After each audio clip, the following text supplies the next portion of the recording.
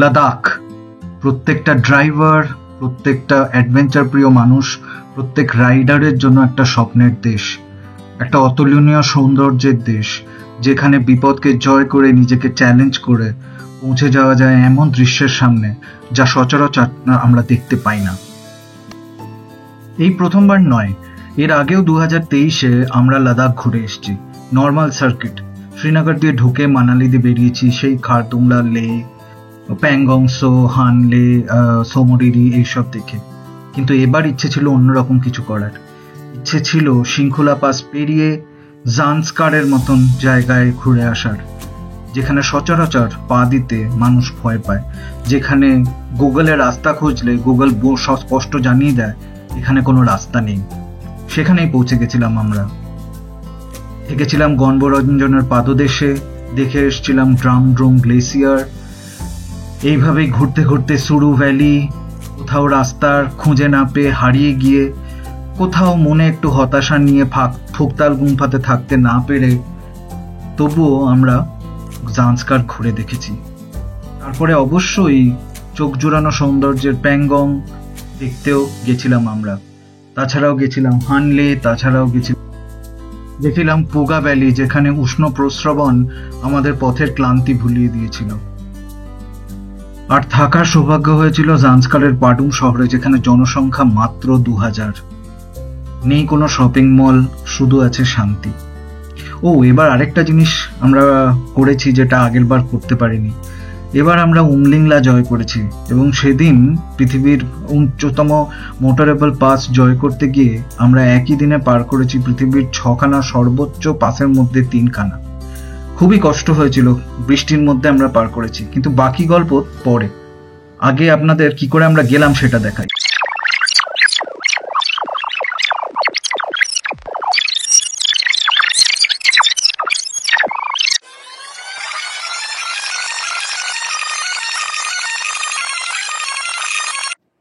সময়টা 2025-এর জুলাই মাসের প্রথম সপ্তাহ। ছুটির ব্যবস্থা করা খুবই কঠিন, কিন্তু তবুও মাথায় যদি হুজুগ ওঠে তখন আর কি করা, তাই বেরিয়ে পড়লাম।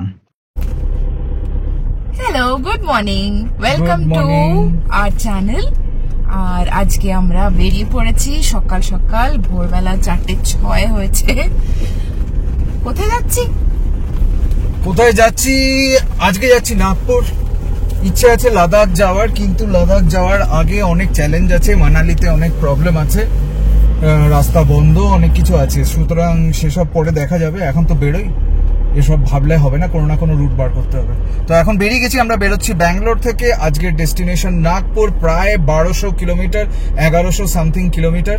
তো সেটা করে বাকি রাস্তায় আপনাদের সাথে কথা হবে। আপাতত জয় বজরংবলী, তোর দুশ্মন কি নলি, हम लोग निकल चुके हैं। चलो, রাস্তায় দেখা হচ্ছে, একটু পরে কথা বলছি।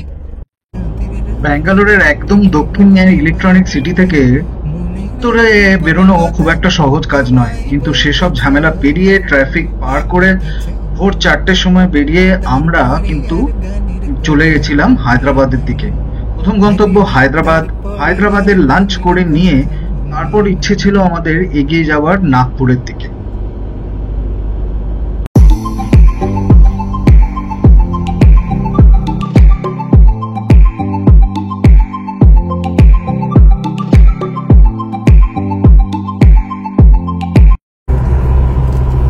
এসে গেছি কিয়ার ফ্যাক্টরি, দেখছেন কত বড় ফ্যাক্টরি। এখানে সব কোরিয়ান লোকেরা গ্যাংনাম স্টাইল গাইতে গাইতে কাজ করছে। গ্যাংনাম স্টাইল গাইতে গাইতে গাড়ি বানায় নাকি? গ্যাংনাম স্টাইল বলে গাড়ি বানাতে অ্যাসেম্বলি লাইনে কাজ করতে হবে পরে। আর তার থেকে জিপ কাম্পাস কেন হবে, কিয়া সনেট এসব গাড়ি।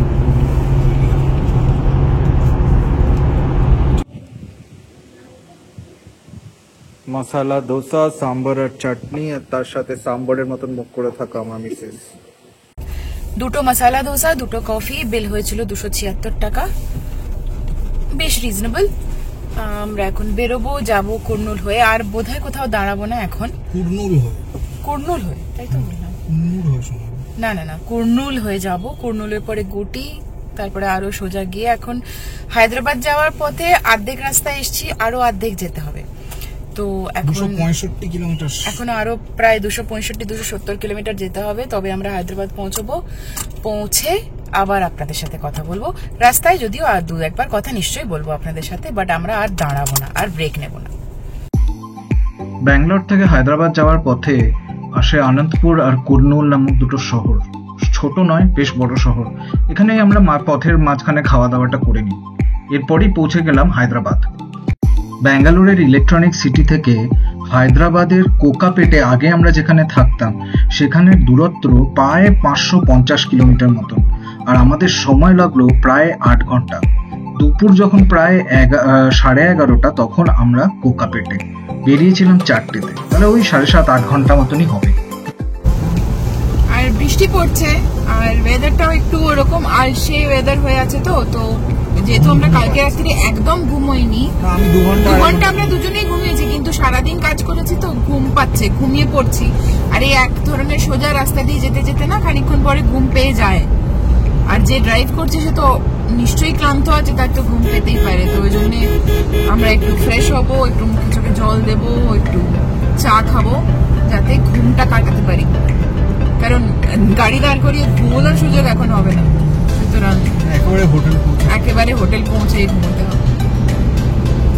চলুন চা খেয়ে নিই, চা খাবার সময় আপনাদের সাথে কথা বলছি। এবার ব্রেক নেবো যখন পরে, তারপর তখন আপনাদের সাথে দেখা হবে। একটা কথা বলা হয়নি, আমরা কিন্তু শুরু থেকেই ব্যাঙ্গালোর থেকে ন্যাশনাল হাইওয়ে 44 ধরে এগিয়ে চলেছি। নিজামাবাদ, আদিলাবাদ থেকে ধরে হায়দ্রাবাদ থেকে আমরা পৌঁছে যাব নাগপুর। এই দূরত্বটাও প্রায় 500 কিলোমিটার মতন। আর নাগপুর এয়ারপোর্টের সামনে প্রাইড হোটেলে থাকবো আমরা। এখন দাঁড়িয়েছি আদিলাবাদের একটু সামনে। একটু রেস্ট দরকার ছিল, কারণ আরো 179 কিলোমিটার বাকি আছে। তো রেস্ট নিচ্ছিলাম একটু, নেমেছি, কিছু খাবো, কিছুক্ষণ দাঁড়াবো, 5 মিনিট দাঁড়াবো, দাঁড়িয়ে আবার বেরোবো। তো ওই জন্য এই জায়গাটা ভীষণ সুন্দর, তাই প্রচুর সবুজ চারিদিকে। মেঘটা দেখো, আপনারা দেখতে পাবেন কিনা জানি না, ওইখানে ওইদিকে মেঘটা দেখতে পাচ্ছেন, গাঢ় ঘন মেঘ, মনে হচ্ছে এক্ষুনি সব ঝেঁপে, হ্যাঁ ঠিক মনে হচ্ছে আঁকা রয়েছে, একটা এদিকে এদিকে স্ট্রোক দেওয়া রয়েছে এরকম ভাবে।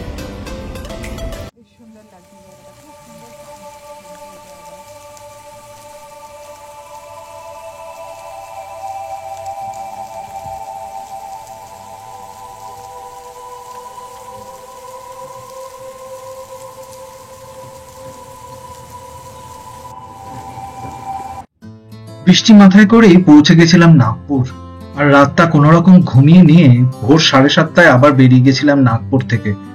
নাগপুর পেরিয়ে মহারাষ্ট্র থেকে যেই ঢুকলাম মধ্যপ্রদেশে, শুরু হয়ে গেল পেঞ্চ টাইগার রিজার্ভ, আর তার মধ্যে দিয়েই এগিয়ে চললাম আমরা।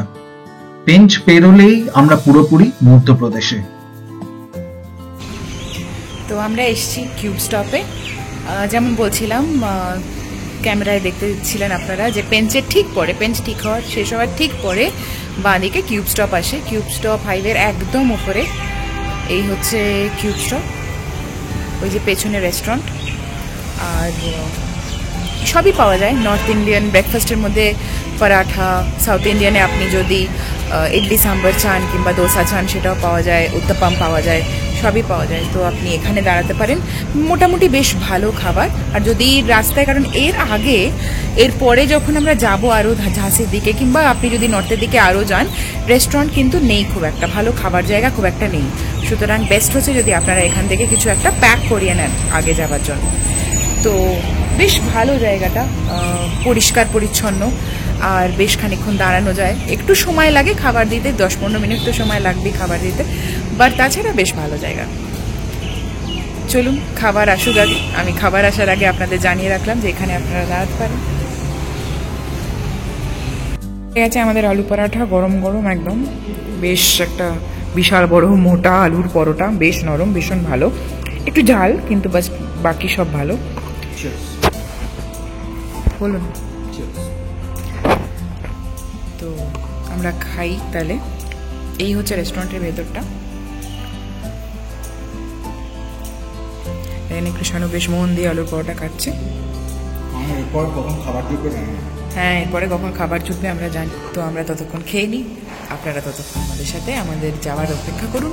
পরে রাস্তায় এগোলে আপনাদের সাথে আবার কথা হচ্ছে। মধ্যপ্রদেশের মধ্যে দিয়ে 602 কিলোমিটার রাস্তা রীতিমতো চোখ জুড়িয়ে দেয়, কারণ চারপাশ ঘন সবুজ, অনেকটাই জঙ্গলের মধ্যে দিয়ে উঁচু নিচু ঢেউ খেলানো প্রান্তরের মধ্যে দিয়ে যেতে হয়। খুবই ভালো লাগে। তার উপরে আজকে ছিল পুরোটাই বৃষ্টি, তাই বৃষ্টির মধ্যে দিয়ে এই ড্রাইভ সত্যি খুব মন ভালো করে দেয়।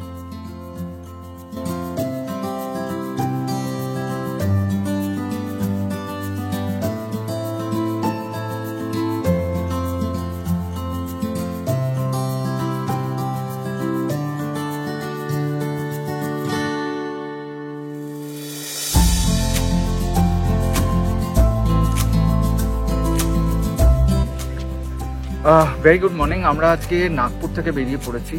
সকালবেলা ভিডিওটা ইন্ট্রোডিউস করা হয়নি। আমরা অ্যাকচুয়ালি প্রায় 220 কিলোমিটার চলে এসেছি নাগপুর থেকে। এখন আমরা মধ্যপ্রদেশের কোথাও আছি, মধ্যপ্রদেশের তলার দিকে। আজকের গন্তব্য হচ্ছে ঝাঁসি।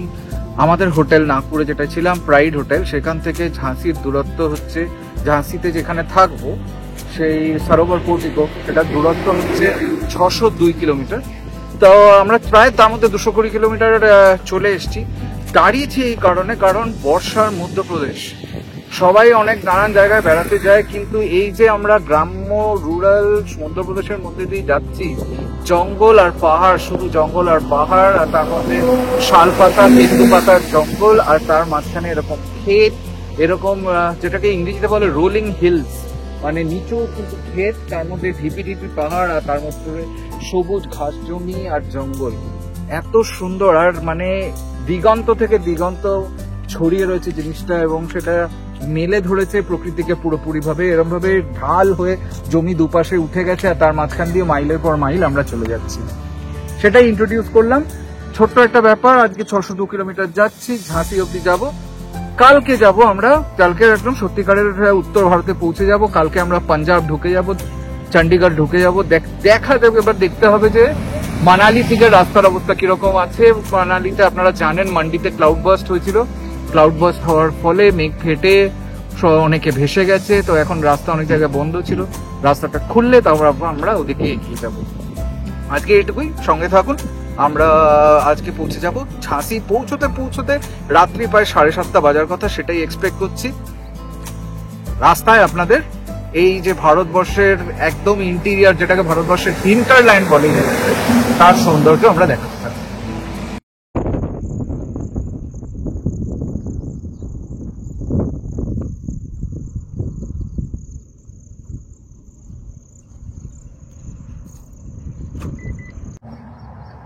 সঙ্গে যাবে না, আর ছবি তোলার একটা ব্যাপার থাকবে না, এটা তো হতেই পারে না। তাই আমার কাজ ছবি তুলে দেওয়া, যদিও ছবি তুললেও প্রচুর গালাগালি আছে কপালে।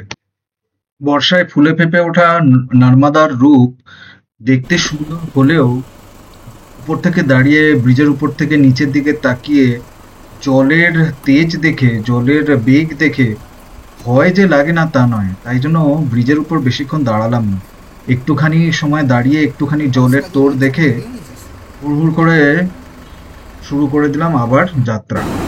আমরা লাঞ্চ করতে এসেছি সাগরের ঠিক কিছুটা পরে। এখানে একটা বড় রেস্টুরেন্ট পেলাম, দুটো পাশাপাশি বড় রেস্টুরেন্ট আছে। এটা রেস্টুরেন্ট শ্রীজি, হোটেল শ্রীজি নাম এটা। আর এর পাশে আর একটা রেস্টুরেন্ট আছে, ওটার নাম আমি দেখা হয়নি, পাশ দিয়ে এলাম যখন দেখিনি। কিন্তু এই রেস্টুরেন্টগুলো আগে ছিল না, এগুলো নতুন হয়েছে। এবং এত বড় রেস্টুরেন্ট, এত ভালো রেস্টুরেন্ট আগে ছিল না, এত সাজানো গোছানো কিচ্ছু ছিল না। ইনফ্যাক্ট এখানে কিচ্ছু ছিল না আমরা যখন আগের বার এসেছি। হয়তো কোভিডের পর এসেছি বলে এই রেস্টুরেন্টগুলো তখন খোলা ছিল না, কিংবা তখন খোলেনি, আমি জানি না, বাট ছিল না। খাবার অর্ডার দিয়েছি, ভেজ রেস্টুরেন্ট। মধ্যপ্রদেশের মেন সাধারণত ভেজ রেস্টুরেন্টই পাবেন আপনি, ননভেজ খুব একটা পাওয়া যায় না। এটা হলো রেস্টুরেন্টটা, পুরো ভেতরটা বুঝতেই পারছেন, বিশাল বড় জায়গা। বাইরেও সিটিং এরিয়া আছে, আপনি বাইরে বসেও খেতে পারেন। ওই যে ওখানে দরজার ঠিক বাইরে সিটিং এরিয়া, আপনি ওখানে বসেও খেতে পারেন। এটার নাম হচ্ছে হোটেল শ্রীজি, সাগরের ঠিক পরে। ঠিক আছে, লাঞ্চ এই হলো আমার নান, পনির, আর ডাল, আর রোশানুর রুটি, পনির আর ডাল, ফ্রেশ টাইম সোডার সঙ্গে, আর ওদিকে কোক। আমরা খেয়ে নিয়ে এরপরে তাড়াতাড়ি এখান থেকে বেরিয়ে পড়বো। দেখছেন সামনে এই যে বসে আছে, এরকম পুরো রাস্তায় মধ্যপ্রদেশে যে আমি 600 কিলোমিটার গাড়ি চালাচ্ছি, এরকম পুরো রাস্তায় যখন তখন গরু এরকম সামনে এসে বসে পড়তে পারে। এটা অদ্ভুত এক ব্যাপারটা এটা এই যে এটা মধ্যপ্রদেশেই হয় একমাত্র। গরু তো আমাদের সারা দেশে আছে, কিন্তু রাস্তার মতন এরকম এর মধ্যে এরকম ভাবে ছড়িয়ে ছিটিয়ে বসে রয়েছে, এটা একমাত্র মধ্যপ্রদেশে হয়। এটা একটা অদ্ভুত ব্যাপার, এবং তার কেন হয় এটা আমি জানি না, কিন্তু মাঝে মাঝে অনেকের কাছে শুনি যে এটা ইচ্ছে করে করা হয়, স্পেশালি ডিভাইডারের উপরে গরুগুলো বসে থাকে, তারপর হঠাৎ করে গাড়ি এলেই সামনে চলে আসে। আপনারা বিশ্বাস করবেন না, আজকে একটা গাড়ির চাকা আমরা দেখেছি ভেঙে গেছে গরুর সাথে ধাক্কা লেগে। এবার যদি গরুর সাথে ধাক্কা লেগে আপনার ধাক্কা লাগে এবং আপনি বেঁচে যান, তাহলে কিন্তু আপনার 10 লাখ থেকে 20 লাখ টাকার ধাক্কা গরুর দাম হিসেবে। এখন এটা কেন হয় মধ্যপ্রদেশে আমার, তবে এটা আপনাদের সাবধানে থাকতে হবে, কেননা আপনার প্রাণের চেয়ে কিন্তু গরুর প্রাণের দাম অনেক বেশি। এবার যারা বিহার, ইউপি এসবের মধ্যে দিয়ে গাড়ি চালিয়ে গেছেন, তারা বলবেন যে গরু তো ওখানেও বসে থাকে বটে, কিন্তু মধ্যপ্রদেশে যেন ডেনসিটিটা অনেক বেশি। একটুখানি যেতে গেলেই মানে বোধহয় প্রত্যেক কিলোমিটারে 5-6 জায়গায় করে এরকম ভাবে গরুর জটলা রাস্তার মধ্যে। আমি প্রায় ট্রাক উল্টে যেতে দেখেছি এই রাস্তায় গাড়ি চালাতে গিয়ে। সেই জন্যই মানে আমার একটু অদ্ভুত লাগে যে মধ্যপ্রদেশে এত গরু রাস্তার উপর বসে থাকে কেন। এটা খুবই একটা চোখে লাগার মতন বিষয়, মানে একটু মনে হয় যে কিছু একটা গন্ডগোল তো আছে।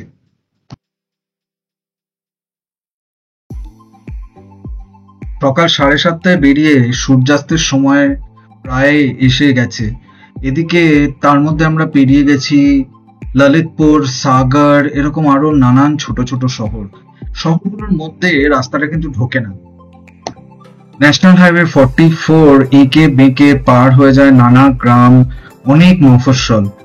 একটা জিনিস খেয়াল রাখতে হবে, নাগপুর থেকে বেরিয়ে পেঞ্চ ক্রস করে আরেকটু এগোনোর পর একটা বিরাট ফ্লাইওভার আসে। সেই ফ্লাইওভার থেকে আপনাকে কিন্তু বাঁ দিক নিয়ে নিতে হবে আরো উপরের দিকে কন্টিনিউ করার জন্য। পৌঁছে গেছি রুমে। ওই যে একজন প্রায় কেতরে পড়েছে, যদিও আজকে ড্রাইভটা অতটা স্ট্রেসফুল ছিল না। হ্যাঁ, আজকে অতটা প্রবলেম ছিল না, বেশি দূর তো আসেনি। 600 কিলোমিটার আমাদের জন্য কিছুই না, আমরা 600 কিলোমিটার নর্মালি করে থাকি। তো যাই হোক, রুমটা আপনাদের চট করে দেখিনি। এটা রুম বেশ বড়, একটা ডাবল বেড, বেড সাইড স্টুল, একটা আলাদা সোফা বেডও দিয়েছে, যেখানে যদি কেউ এক্সট্রা পার্সন থাকে আপনার সাথে, যদি এক্সট্রা কেউ থাকে, যদি 3 জন একসাথে একটা রুমে থাকতে চান এখানে থাকতে পারেন। রাইটিং টেবিল, টিভি, তার সাথে জিনিসপত্র রাখার জন্য ড্রয়ার, এখানে কাবার্ড রয়েছে, কাবার্ডের মধ্যে সেফ আছে, আর আপনার লন্ড্রি দেওয়ার জন্য লন্ড্রি বাস্কেট আছে, জামা কাপড় রাখার জন্য বাস্কেট আছে। এটা ওয়াশরুম, বেসিন, আর এদিকে শাওয়ার কম্পার্টমেন্ট আলাদা। এই হলো রুম, বেশ ছিমছাম। আমার এই রুমটা পড়েছে ট্যাক্স নিয়ে 4030 টাকা মতো। ঝাঁসির মতো জায়গায়, বেশ রিজনেবল, বেশ সুন্দর ব্যবস্থা, কোনো অসুবিধা নেই, যথেষ্ট ভালো জায়গায়। হোটেলটা একদম মেন রোডের ওপরে, আপনাদের ঢুকতে বেরোতেও কোনো অসুবিধা হবে না। তো আপনারা আসলে এখানে থাকতে পারেন। আমরা কিন্তু পৌঁছে গেছি ঝাঁসি। আজকের মতন ব্লগটা এখানেই শেষ করছি। হাতটা কাঁপছে একটু, বাঁ হাতে ধরেছি দেখে। যাই হোক, আজকে কালকে কিন্তু আমাদের গন্তব্য চণ্ডীগড়, 12 ঘন্টা মতন লাগবে এখান থেকে।